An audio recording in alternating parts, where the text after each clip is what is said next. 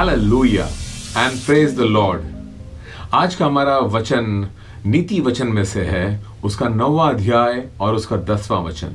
और वचन कहता है, यहोवा का भय मानना बुद्धि का आरंभ है और परम पवित्र ईश्वर को जानना ही समझ है।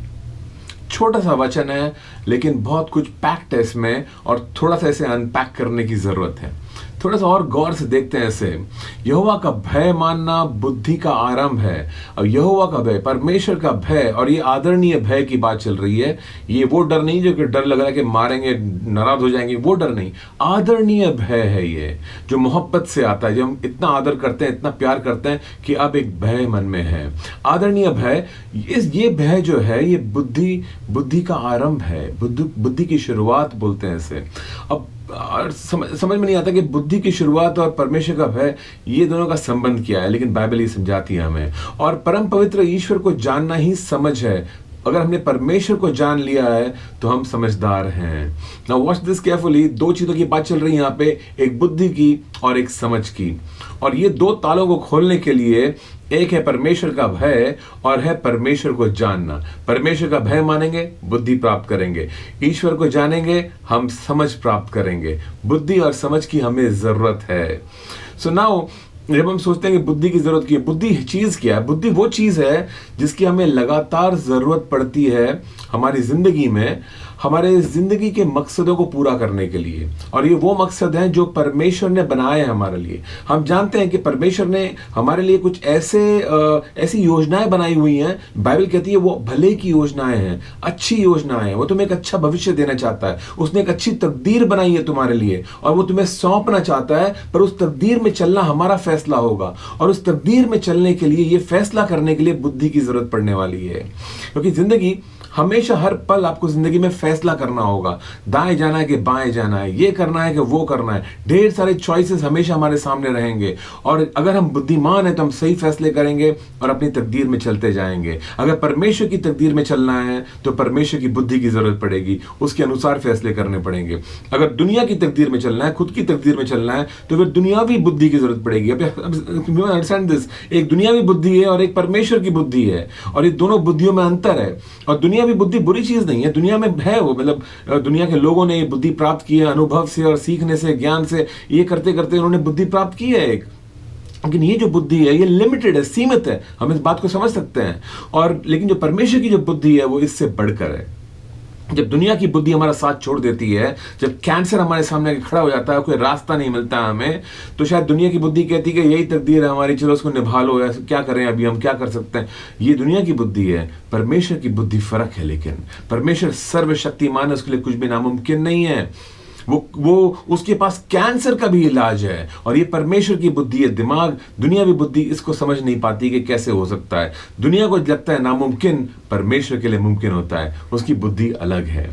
सो परमेश्वर की बुद्धि अगर हासिल करनी है, उसके लिए परमेश्वर का भय चाहिए। अगर हम आदर करते हैं उस परमेश्वर का, तो उस बुद्धि को हम प्राप्त कर सकते हैं। ये शुरुआत है, परमेश्वर का आदर करना, उसका भय मानना, मोहब्बत करना इस हद तक उससे कि हम उसके विरुद्ध कुछ भी नहीं करना चाहते हैं, कि इतना आदरणीय भय है उनका हमारे मन में। और फिर ये बुद्धि की शुरुआत है, यहाँ पे लिखा है। और ऐसे ही है परमेश्वर को जानना, जो कि समझ के, जिससे हमें समझ मिलती है। समझ की जरूरत है लगातार। परिस्थितियां आपकी खराब हैं, कुछ मान लो कठिन परिस्थितियां आपकी, अगर आपके पास समझ है तो आप समझ जाओगे, आप जान लोगे कि क्या करना है मुझे इस परिस्थितियों में, बिकॉज आप तुरंत समझ जाओगे कि परिस्थिति क्या है। और जब समझ जाओगे तो आपको ये भी समझ होगी कि कौन सी बुद्धि, किस तरह की बुद्धि को अप्लाई करना है, यहाँ पे इस्तेमाल करना है मुझे अपनी परिस्थिति से बाहर निकलने के लिए या इसके थ्रू जाने के लिए। कभी कभी लोग परेशान हो जाते हैं, मतलब हमें समझ में नहीं आ रहा हम क्या करें हमारी जिंदगी का। हम ये करते हैं तो ये ठीक नहीं होता है, वो करते हैं तो वो ठीक नहीं होता है, हमें तो कुछ भी समझ में नहीं आ रहा है। और ये समझ में नहीं आ रहा है क्योंकि आपकी समझ ने आपका सहारा साथ छोड़ दिया है। आपको परमेश्वर की समझ की जरूरत है। और ये समझ मिलती है परमेश्वर को जानने से। और ये जानने से मतलब सिर्फ ज्ञान से ही नहीं, ज्ञान है परमेश्वर का, ज्ञान की जरूरत है, लेकिन ज्ञान से बढ़कर है उसको पर्सनली जानना। एक तो ज्ञान की भी जरूरत है और पर्सनली जानने की भी जरूरत है। और जब इस जानकारी में हम बढ़ते हैं तो हमें एक समझ मिलती है जिंदगी की। हमें समझ मिलती है परमेश्वर की जिंदगी की, क्यों जो चीजें हो रही है मेरे इर्द गिर्द क्यों हो रही हैं, किस कारण से हो रही हैं, इसकी समझ मिलती है। जब मैं कठिन परिस्थितियों से गुजरता हूं, अगर मेरे पास समझ होगी तो मैं समझ जाऊंगा शायद, तो मुझे एहसास हो जाएगा इस बात का कि ओ, ये जो कठिन परिस्थितियां हैं ये मेरे भलाई उत्पन्न कर रही हैं, क्योंकि परमेश्वर का वचन ये कहता है। Now it's important to understand कि ये समझ और ये बुद्धि और ये परमेश्वर का भय ये कहां से आता है। ये सब आता है परमेश्वर के वचन से आता है। ये बुद्धि प्राप्त होती है, ज्ञान प्राप्त होता है परमेश्वर के वचन से, यानी उसकी बाइबल से।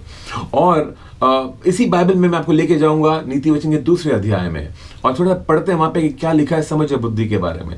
नीति वचन का दूसरा अध्याय पहला वचन जो मैं पढ़ रहा हूं, यहां पे लिखा है, हे मेरे पुत्र, यदि तू मेरे वचन ग्रहण करे। वचन ग्रहण करे मतलब बाइबल को पढ़े और जो बातें लिखी उनको रिजेक्ट ना करे कि इतना नामुमकिन है, उनको ग्रहण करे, पढ़ के बोले हाँ ये मेरे लिए, और मेरी आज्ञाओं को अपने हृदय में रख छोड़े।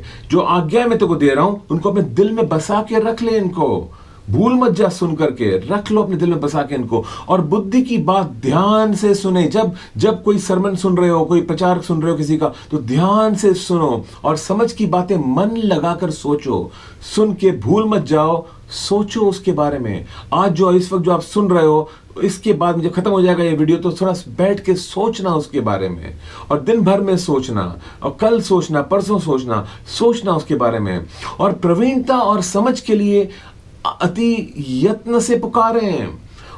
प्रवीणता और समझ के लिए पुकारना पड़ेगा परमेश्वर को, यत्न से। ऐसे ही नहीं कि प्रभु मेरे को दे दे और फिर भूल गए, नहीं, एक यत्न से दिल से पुकारना पड़ेगा परमेश्वर को। प्रभु मैं ये चाहता हूं और दिल से चाहता हूं। And God wants to know कि तुम सीरियस हो इस चीज के बारे में। अगर तुम सीरियस हो तो परमेश्वर भी सीरियस है और वो तुम्हें जरूर देगा।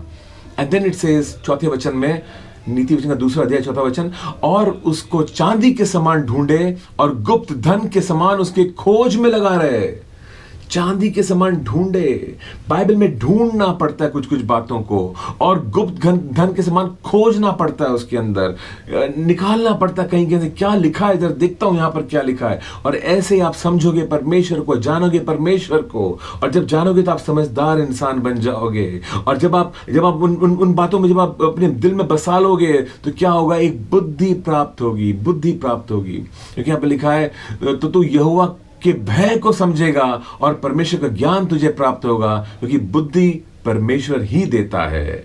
ज्ञान और समझ की बातें उसी के मुंह से निकलती हैं, और हम जानते हैं कि बाइबल जो है वो परमेश्वर के शब्द हैं जो उसके मुंह से निकले हैं, और यही वो शब्द हैं जो हमें ज्ञान और बुद्धि से भरते हैं। तो बाइबल से दूर मत भागो। ये कोई ऐसी किताब नहीं कि तुमको बहुत पवित्र ताक पे रख दो, छुओ मत, खराब हो जाएगी, पर प्रभु नाराज हो जाएगा। ये ऐसी किताब नहीं है, ये पढ़ने वाली किताब है, वर्किंग बुक है, वर्क बुक है, आपकी मैनुअल है। इसमें नोट्स बनाओ, पढ़ो, खोलो इसको, बुद्धि और ज्ञान प्राप्त करो जो परमेश्वर बहुतायत से देने को तैयार है। आमेन।